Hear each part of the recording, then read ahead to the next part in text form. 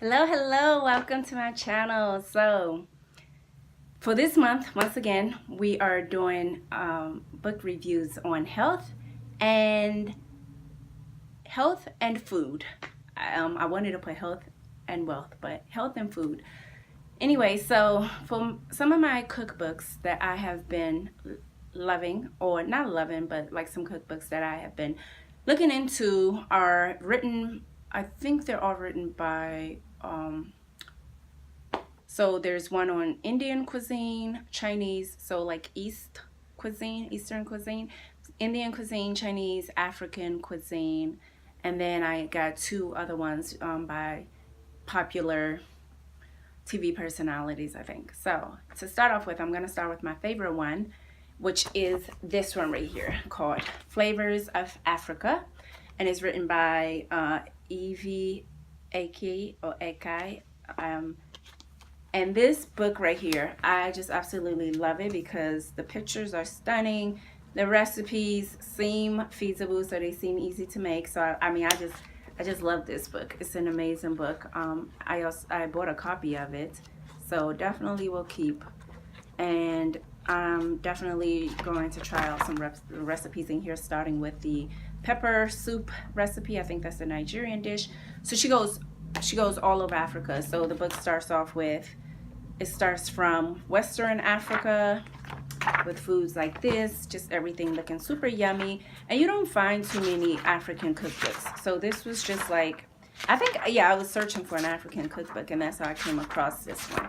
So, and I'm happy I did. I enjoyed looking through it, and then I also liked reading the little snippets, the story of how she got into cooking, from her family, her family's Nigerian, and she grew up in a household where they were always making food, Eastern African. She even has like injera on here.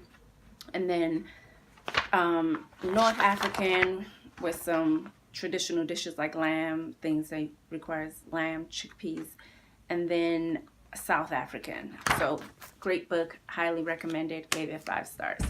The next book that I liked was this one called Anjum's New Indian. And written by I guess she's a chef, Anjum Anand. And this one also great book.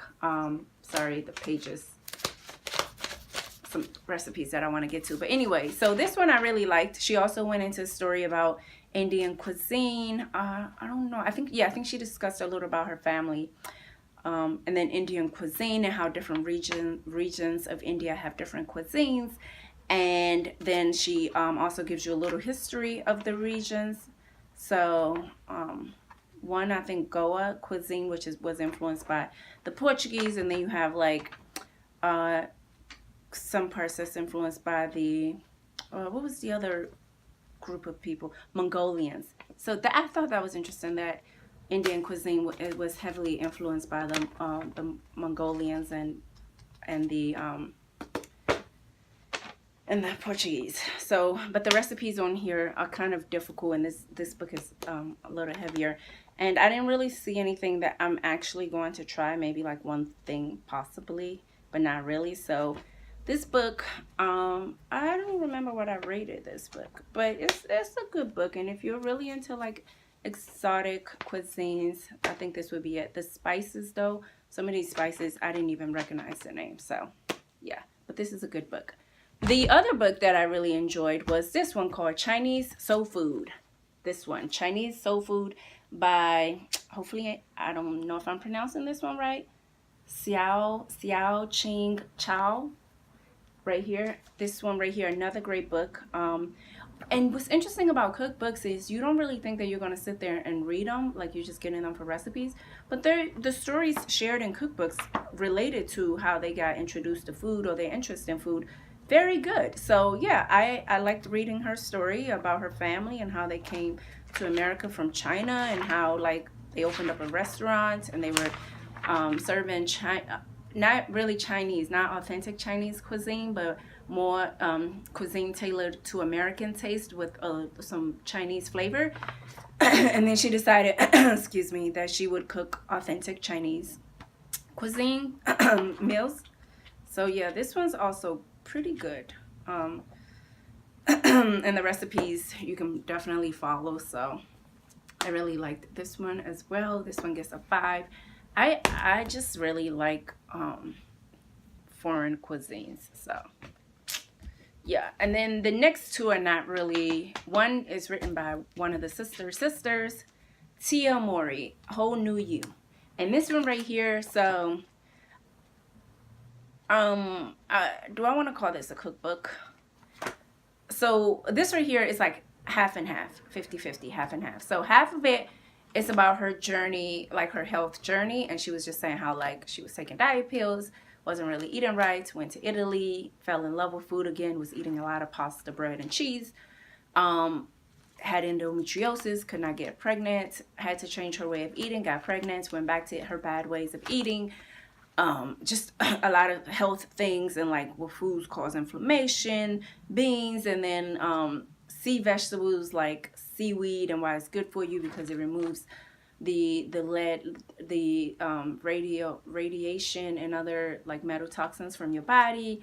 Just so half of the book, like I said, half is cookbook, like the last portion of it is cookbooks, right? The last portion is a recipe.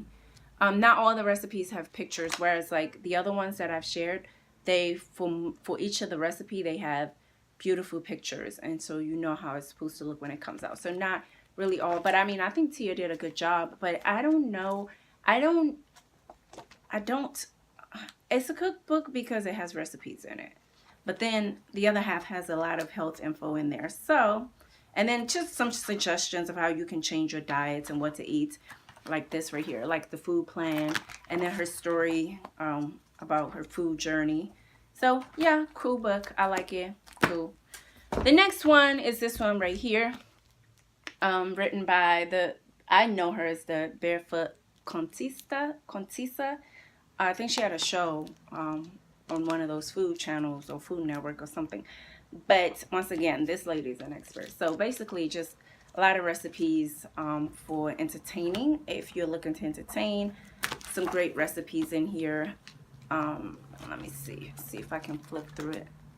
This one has great recipes, and then she also shares like little stories about her and her husband and like what they do for New Year's Eve, going to Paris, and then having a New Year's Eve meal. What else? Little snippets of stories. Nothing too personal, I don't think.